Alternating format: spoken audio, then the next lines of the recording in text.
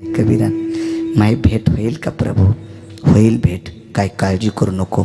आणि एके दिवशी कबीर आचार्य, पंडित, शास्त्री, विद्वान 100-200 लोक घेऊन पंढरपूरला आलते. त्यावेळेला जनाबाईनं कबीराला पाया पडू दिलं नव्हतं.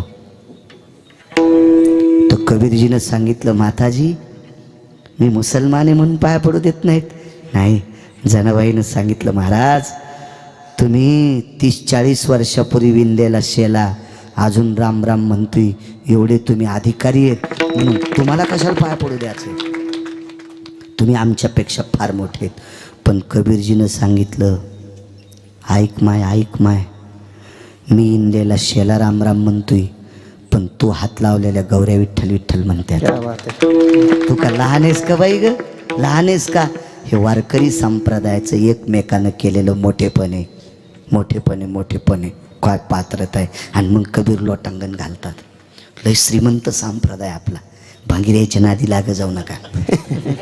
हे संप्रदायासारखा श्रीमंत संप्रदाय कुठला नाही. भिकार चोटायच्या काय नादी लागता तुम्ही? हो, आजचा या संप्रदायातले देव पण गोड येतं. ज्ञानोबाराय तुकोबारायने आरक्षित केलेले देव मानायचे. शेंदरी हेंदरी कोण पूजी भूते केते, जे आपल्या पोटा करता भीक मागायले त्या देवायच्या आपण काय पाया पडायचं? आणि ते काय देणार आहेत उचले आपल्याला? काय ते देईल बरं. ज्या देवाला ढवळे लिंब लागते ते देव तुमच्या काय टाकणार आहे? खपक्या दगड. ते ढवळे लिंब मागायला न चोट्टा देव, ते तुमचं काय कल्याण करणार आहे?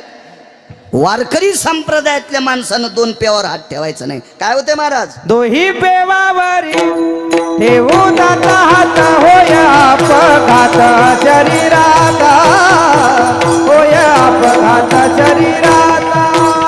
दोही पेवावरी ठेवू दाता हात, होया अपघात शरीराता.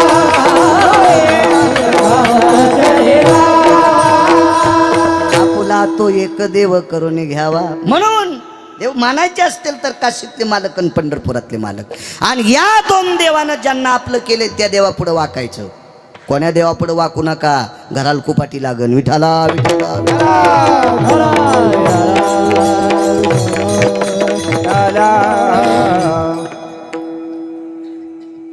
संप्रदायात जातीचा संबंध नाही. वैष्णव चांभार धन्य त्याची माता. चर्मखाराच्या कुळातला आहे, वारकरी आहे, त्याच्या आईला धन्यता दिली.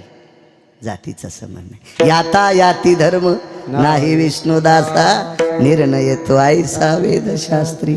तुका म्हणे नाही जाती सवे काम, ज्याचे मुखे नाम तोची धन्य. चांगलं वागतोय, चांगलं बोलतोय तो धन्य. काय करायचं? एखाद्या कुळात जन्माला आला आणि बिन पाण्याची पेतू.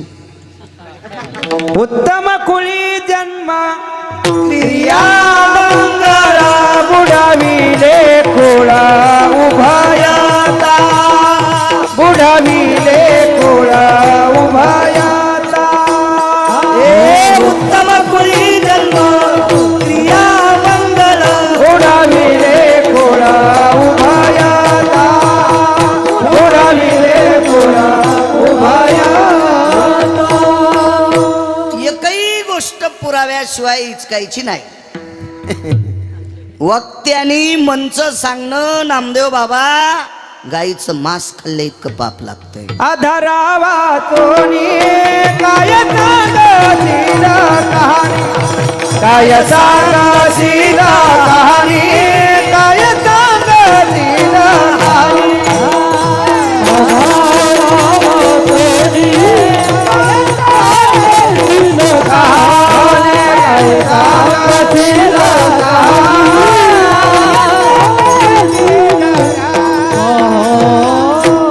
आधार नसताना पुराणाचा असेल, शास्त्राचा असेल, वेदाचा असेल, महामुनींचा असेल, संतांचा असेल, यतीचा असेल, महंताचा असेल, जप्याचा असेल, तप्याचा असेल, सिद्धाचा असेल, या लोकांच्या आधारावर आपण बोलायचं. हा संप्रदाय ऋषी प्रणीत आहे, मुनी प्रणीत आहे, वेद प्रणीत आहे, शास्त्र प्रणीत आहे, पुराण प्रणीत आहे. या लोकांच्या आधारावर आपण बोलायचं असते. मनचं नाही दळायचं काय बी. चूक असते, ते चूक असो.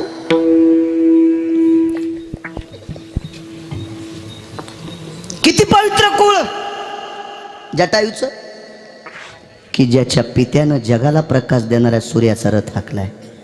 कामाची पावती किती गोड असेल बाबा, किती गोड पावती.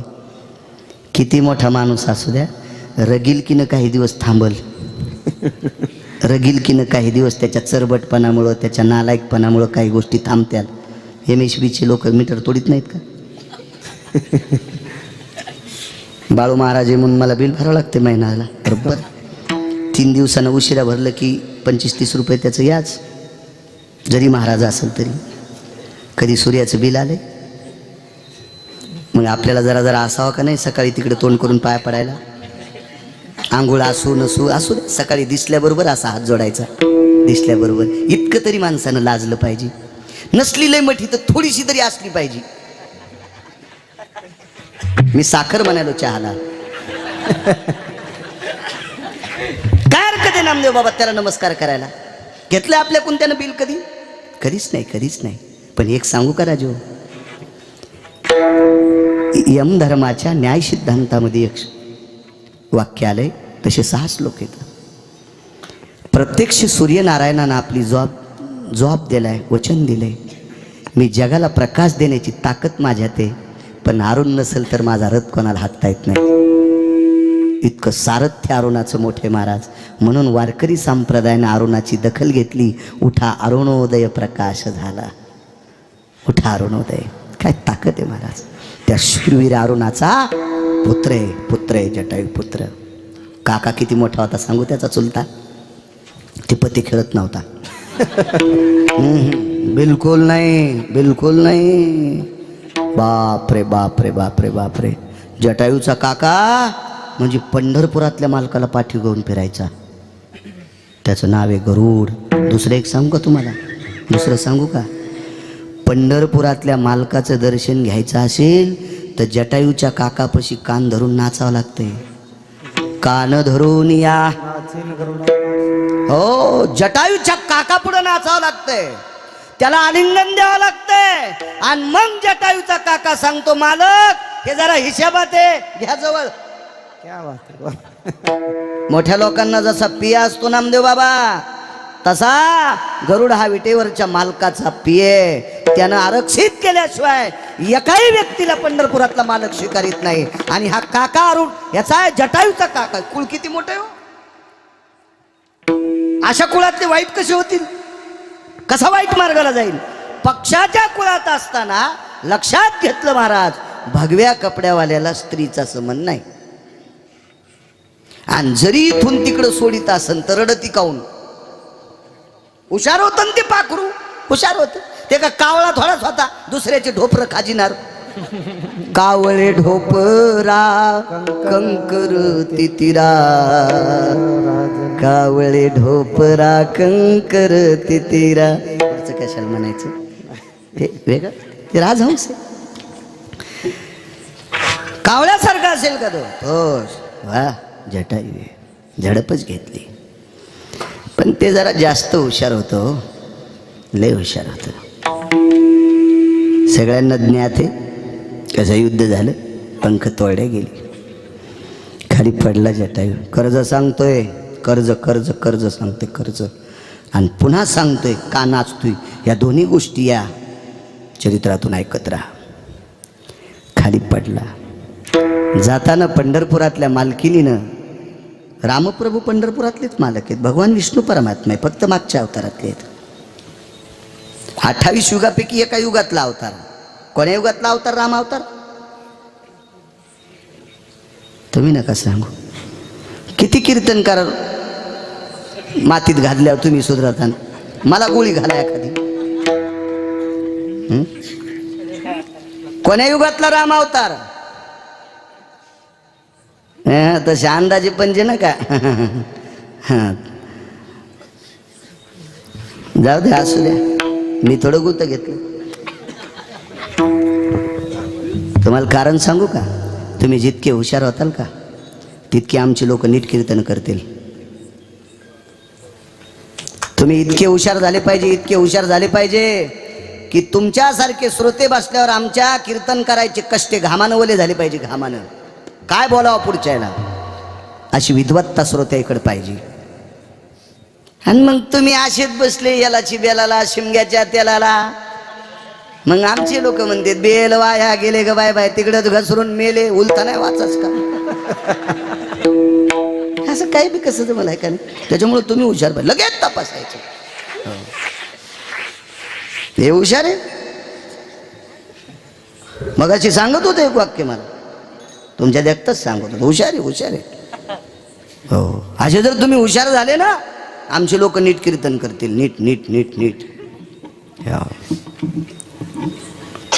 चला, वरी बसलेल्या मालकिनीनं सांगितलं, बाळा मी ज्याचं स्मरण करते त्याचं स्मरण अंतकरणात कर. जटायूला पाखराला भजन कसं करता येईल, पण अंतकरण तर आहे ना बाबा. त्या अंतकरणाने राम नाम घेतलं. हे राम हे राम हे राम हे राम. धावत आला जगाचा बाप, पाहिलं त्याच्याकडं. कोण? जटायू. खाली बसला जगाचा मालक, खाली बसला खाली बसला. नयोग्याच्या ध्याना, नाना साधनाच्या केल्या खटापटा. जपी तपी योगी सिद्ध नखाच्या चुंबळी वळल्यात. जटा 40-40 फूट लांबल्यात. 200-200 शिष्य जटा धरायला आहेत.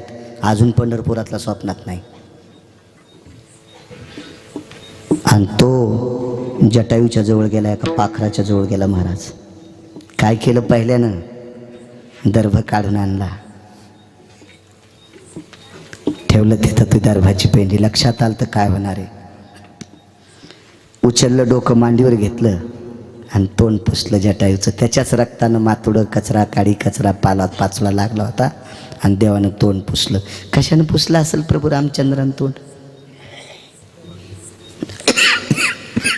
उपरनं होतं का त्याला? धोतर होतं का रामचंद्राच्या अंगावर? वल्कल्य होती. मग वल्कल्यानं कसं पुसता येईल? पण रामप्रभू व्रतस्थ होते. व्रतस्थ माणसं दाढी करत नसतात, कटिंग करत नसतात. जटा वाढलेल्या होत्या. सोडिल्या भरकुटी जटा, जटा मोकळ्या केल्या. आणि नामदेव बाबा जटेनं जटायू पुसला. जटेनं जटायूचं तोंड पुसलं. काय नशिबान असेल होतं जटायू.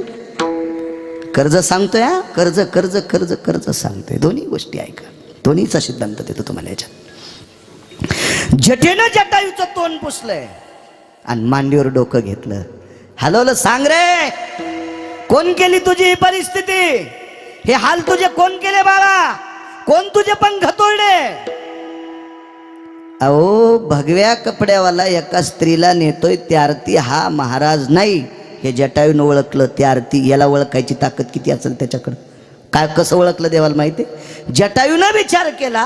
देवाच्या तोंडाकडे पाहिल्याच्या नंतर त्यानं सूर्याच्या बिंबाकडे बघितलं, तर सूर्याचं बिंब देवाच्या चेहऱ्याच्या तेजापेक्षा क्षीण वाटत होतं. याच्याहून लक्षात आलं, याच्याच चेहऱ्यापासून त्याला तेज प्राप्त होते. त्या अर्थी हा जगाचा बाप आहे. याला बोलण्यात वेळ घालण्यापेक्षा याच्याकडे पाहत राहावा. पाहिली या वेध लावी बैशे जीवी जडवणी. काय देव असेल होतो. राजस सुकुमार मदनाचा पुतळा, रवी शशिकळा लोपलिया. अगणित लावण्य तेज पुंजाळते, किंवा रत्न किळ फाकती प्रभा. कानडावो विठ्ठलो कर्नाटकू, तेने मज लावे लावेदू. त्यानं विचार केला, जप्या तप्यांच्या सिद्धाच्या स्वप्नात न येणारा जगाचा बाप किडे खाणाऱ्या पाखराला भेटलाय. कशाला बोलण्यात टाइम घालायचा, याच्याकडे पाहत पाहत मरायचा आणि प्राण सोडा. दर्भाची पेंडी आणली, दर्भ खाली यात्रीला आणि दर्भावर जगाचा बाप टाकला. जगाच्या बापाने दर्भावर जटायू टाकला. जगाच्या बापाने, विश्वाचा बाप हे विटेवरचा मालक. जटायू दर्भाच्या अंथरुणावर टाकला. लाकडं स्वतः जमा केले. लाकडं स्वतः जमा केले. वैकुंठवासी माधव महाराज मगर सुरजखेडकर सांगायचे, ब्रह्मांडाच्या मालकानं जटायूचा अंत्यविधी केला. ब्रह्मांडाच्या मालकाने वैकुंठवासी माधव. पुरावा हे गाफील लोकांचा द्यायचा नाही. ज्यांनी परमार्थामध्ये अविरत सेवा केली विटेवरच्या मालकाची, जे परमार्थातले आधारवीर आहेत, त्या लोकांचा पुरावा द्यायचा. ज्यांनी अख्खं जीवन परमार्थात गासले, लोक ती पुरावा मानित असतात, बाकीच्यांचं नसतात मानित पुरावा. पप्पेची माय ऐकायची नाही तर लोक कशी ऐकते? आहे की नाही? लोक कशा पुरावा ऐकते? मोठ्यांचा पुरावा असतो. मग काय झालं? लाकडं जमा केली, त्या लाकडावर दर्भ टाकला, दर्भावर जटायूचं प्रेत टाकलं आणि जटायूच्या प्रेतावर पुन्हा दर्भ टाकलं आणि मग लाकडं टाकली. पाणी कोणी पाजलं माहिती? जगाच्या मालकाने. अंगुष्टायो जलवोघ सर्वस्थिताय पवित्रो जायते नाम प्रेत संस्कारेण स्ततवचम यत पुणितो सर्वस्थितो भडाग्नी तत्तल्कपेन अद्यानाम जलवोघाति जायते. भडाग्नी नावाचा अग्नी द्यायच्या अगोदर पाणी पाजतात, त्या अंगठ्यानं पाणी पाजलं. स्वतः भडाग्नी दिला. आणि एका पुराणाचा सिद्धांत आहे, रामायणात नसेल तरी नसू द्या, पण एका पुराणाचा सिद्धांत आहे, प्रभू रामचंद्रांनी जटायूसाठी तर्पण विधी केला. तर्पण विधी केला. उच्च कुळातलं लेकरू आहे, उच्च कुळातलं लेकरू आहे. जता पिता विश्वाला प्रकाश देणाऱ्या सूर्यनारायणाचं सारथ्य करतोय, याचा तर्पण विधी जगाच्या मालकानं 3 दिवस तोंड करून, दक्षिणेकडे तोंड करून 3 दिवस तर्पण विधी केला. काय पात्रता असेल महाराजा लोकांची, काय योग्यता असेल? दोन्ही सांगतो, कर्ज कोणतं, नाचणं कोणतं. विश्वाच्या मालकीनीवर आलेलं आबरूचं संकट, विश्वाच्या मालकीनीवर आलेलं महाराज आबरूवरचं संकट, तात्यासोबत असतात ते हरिभाऊ महाराज. हरिभाऊ महाराज. हो, चांगल्या भट्टीत भाजलेलं सोनं जरा विशेषच असतं. हो, चांगल्यासोबत राहायचं. निष्ठावंत लोकांच्या सोबत राहिलं की राजे हो, आपण संसारात गेलो तरी आपला संसार सुखाचा होत असतो, पण चांगल्या लोकांसोबत राहायचं. ते वारकरी लोक आहेत. मी 27 वर्षापासून मला भूषण नाही सांगायचं, पण मला आनंद एक वाटतो, हे एवढी वयस्कर माणसं वारीत चालतात. तात्या वारीत चालतात, ओले बाबा वारीत चालतात. 75 वर्ष वय होऊन गेले त्यांचं, तरी ते सोहळ्यामध्ये पायी चालतात. ती लोक पायी चालतात. यावर्षी थोडासा काजार घालता. मागच्या वर्षी तात्यांसोबत मी आणि बोखारे महाराज चालत होतो, त्यांना दम लागत होता, तरी ओळी चालूच होत्या मालिकेच्या. मी मनात विचार केला, बाळ्या तू कालचं काटतोयस.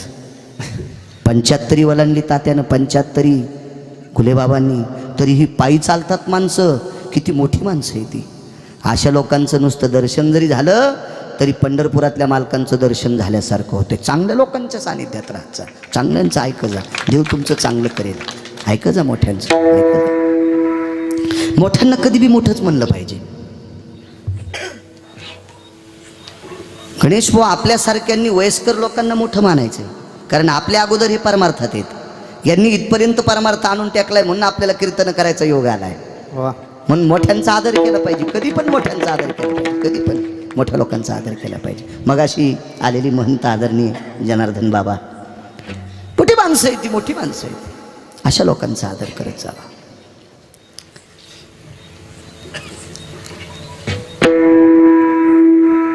जगाच्या मालकीनीवर आलेलं आबरूचं संकट दूर करण्यासाठी स्वतःच्या जीवाची आहुती दिली. हो, आहुती यज्ञात सांगते, ब्रह्माय प्रसिद्ध स्वाहा, रुक्मिणी पांडुरंगाय स्वाहा, उमा महेश्वराय स्वाहा, ब्रह्मा सावित्री हे स्वाहा, शचीपतये स्वाहा, सिद्धिविनायकाय स्वाहा, गणपतये स्वाहा, वज्रेश्वरी स्वाहा, कामेश्वरी स्वाहा, प्रियसित स्वाहा, विमलाय स्वाहा. प्रत्येक देवतेच्या नावानं स्वाहाकार टाकत असतात यज्ञात. यानं कोणती आहुती दिली माहिती का? प्राणाची आहुती दिली, प्राणाची. जगाच्या मालकीनीला अब्रूच्या संकटातून वाचवण्यासाठी जटायूनं स्वतःचा प्राण दिला. याचं कर्ज पंढरपुरातल्या मालकाच्या डोक्यावर आहे. तो संती केला ऋणी इतकं. आता मनोनी नाचे मागे मागे याचा सिद्धांत थोडासा पुढे ऐका. 3 सख्खे भाऊ नामदेव बाबा, सख्खे 3 भाऊ, दोघायला एक एक मुलगा, एकाला काय नाही. 3 सख्खे भाऊ, दोघायला एक एक मुलगा, एकाला काहीच नाही. केज भट महाराज काहीच नाही एकाला. तुमचं मग नाव घेतलं म्हणून लक्षात आलं. एकाला काहीच नाही. ज्याला काहीच नाही तो एके दिवशी जात राहिला, म्हणजे मृत्यू पावला. भिंतीला त्याचं प्रेत टेकलं, कपाळाला रुपया लावला. इष्ट मित्र सजन सखी सोयरी धायरी भरा भरा भरा भरा भरा पक्षाच्या थव्यासारखी जमा झाली. त्याची धर्मपत्ती बाजूला बसलेली होती. पदर तोंडाला लावला आणि उपसाबोक्षी रडू लागली. आपल्या संस्कृतीमध्ये, हिंदू संस्कृतीमध्ये स्त्रीच्या बाबतीत ज्या माऊलीचे मालक अगोदर जातात तिचे 14 सन्मान हरण केले जातात. ज्या स्त्रीचे मालक अगोदर जातात ना त्या माऊलीवर फार मोठा दुःखाचा डोंगर कोसळलेला असतो. तिचे 14 सन्मान जातात. 14. त्याच्यातला पहिला सन्मान आहे नामदेव बाबा. नवऱ्याचं प्रेत चौकटीच्या बाहेर काढलं की एक भावकीतली विधवा स्त्री स्वतःच्या पदरानं तिचं कपाळ पुसून टाकती. एक सन्मान मातीत. नवरा चौकटीच्या बाहेर काढला की पहिला सन्मान तिचा मातीत जातो. इष्ट मित्र सजन सखे सोयरे धायरे ज्या वेळेला त्याला भरागडी देऊन गावात येतात त्या दिवशी ते दारात लिंबाचा आणि हराळीचा डाखडा आणायच्या आधी तिच्या गळ्यातली गळसरी आणि पायातले जुडवे हे 2 सन्मान काढून घेतले जातात. 3 सन्मान सांगितले तुम्हाला. बाकीचे बघा घरी गेल्यावर काय दुःख असेल त्या माऊलीला. पतीचं प्रेत आहे. सगळी माणसं जमा झाली. भावकीच्या एका प्रतिष्ठित व्यक्तीने विचारलं, आंघोळी करता प्रेत बाहेर काढा. मनोनी नाचे मागे मागे सांगतोय. ऋण तर तुम्हाला सांगितलं. जगाच्या मालकीनीवर आलेलं अमृतचं संकट दूर करण्यासाठी प्राणाची आहुती दिली. सामान्य कर्ज आहे काय? कोण कोणासाठी मरायले महाराज? कोण जीव द्यायले कोणासाठी? स्वतःच्या प्राणाची आहुती. हे विटेवरच्या मालकावर कर्ज आहे. ऐका पुढचं. गावातल्या व्यक्तीने विचारलं, पाहुणे सगळी जमलीत, हे प्रेत मातीला का काढत नाहीत? मधातली एक बाई बाहेर आली आणि तिनं सांगितलं, जे मृत्यू पावलाय त्याला मुलगा नाही, त्याच्या भावाला, दोन्ही भावाला एक एक मुलगा आहे. पाणी कोण पाजायचं? जमीन 40 एकर होती. जमीन 40 एकर. जो मेलाय त्याला. गावातला हुशार माणूस होता. मोठं गाव होतं. 100 रुपयाचा बॉन्ड आणला. जिचे 14 मान, जिचे 14 सन्मान 2 तासाच्या आत संपणार आहेत. त्या बाईला नवऱ्याचं प्रेत भिंतीला असताना बॉन्डवर अंगठा द्यावा लागला आणि अंगठ्याच्या वरी लिहिलं, जो कोणी पाणी पाजीन त्याला 10 एकर जमीन देण्यात येईल. दोन्ही चुलत्याच्या पोराने बनेली फाड्या. दृष्टांत कळाला. दोघंही पाणी पाजायला तयार झाले. इतकी हरामखोर अवलाद माणसाची. महाराज, चुलता बाप होऊ शकत नाही पण बापाचा आधार देऊ शकतो इतकं मात्र खरं आहे. बापाचा आधार देऊ शकतोय. आधार देऊ शकतो चुलता. बापाचा आधार देऊ शकतोय. इतकी ताकद असते चुलत्यात. सामान्य ताकद आहे ती. बापाच्या सख्या भावाला प्रॉपर्टी घेतल्याशिवाय पाणी पाजत नाही. ही माणसांची जात आहे. पण हे माणसं किती दिवस जिवंत ठेवायचे आणि कोण्या दिवशी मारायचे ते ज्याच्या हातात आहे त्याला जगाचा पाप म्हणतात. आणि त्याने एका पाखराला पाणी पाजले. हे नाचणं नाही तर काय? हा, त्याच्यासाठी तर्पणविधी करणं काय? म्हणून मालक ध्रुवपदात म्हणतात, मनोनी नाचे मागे मागे